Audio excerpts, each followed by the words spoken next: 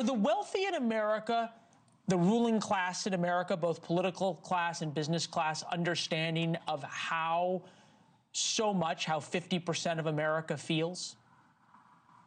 You know, I understand this narrative, but what's always lost in it is how much these individuals give back, from Warren Buffett on down. Just yesterday, Michael Dell, who's probably worth $50 billion, gave $6.2 billion back to the Trump accounts to kids that are born.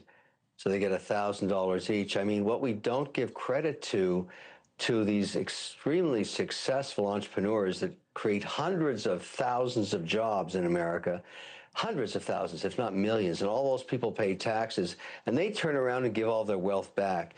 I just want to do a shout out for that, because it's lost in this narrative of inequality. It really is, and it's a huge mistake. Look. What's made the American economy work for over 200 years is entrepreneurship. It's the idea that you can No one's disputing that, though. No, nobody's disputing that, and nobody's saying that that somehow is lost. I think what people are saying is that much of the ruling class in America and the wealthy in America don't understand how hard the rest of America has it. This from Politico, December 10th. 45% of Americans say they struggle to afford groceries, 38% housing, 34% health care.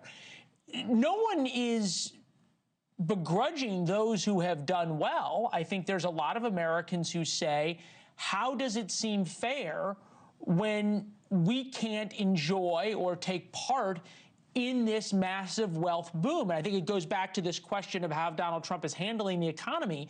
Do you think he is recognizing, appreciating, and dealing with how so many Americans feel?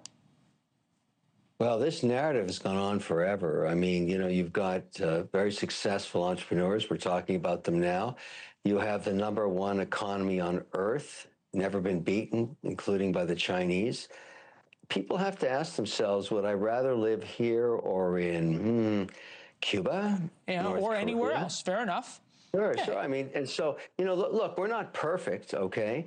But I just want to point out that when we take a shot at the wealthy, as they're doing in California, they move to Miami, where I am.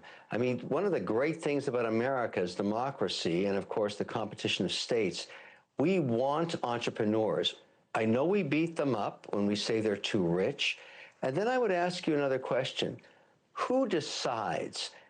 Government?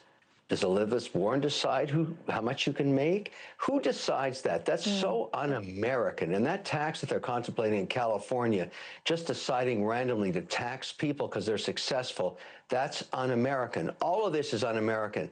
Why don't we take pride in the fact that nobody can touch this economy, and we've done it through innovation, not regulation? What you're talking about is some random idea that some individual in government should decide what an individual makes in America. That is un-American, and it's never going to happen, and it's a good thing.